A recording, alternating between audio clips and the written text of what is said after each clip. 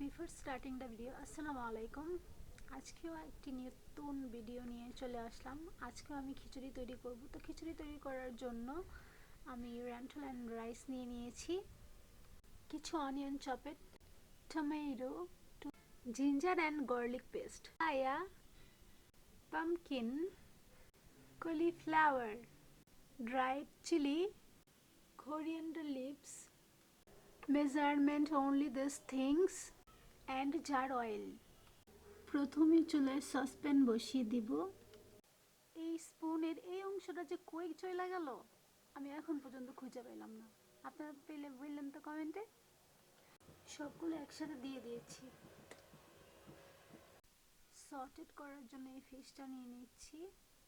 তারপর ginger and garlic paste, decoration করার জন্য লেটুস পাতা, ক্যাপসিকাম, এই সবগুলো মশলা 1 টেবিল স্পুন অনলি, সাথে ঘি, স্প্রে অয়েল।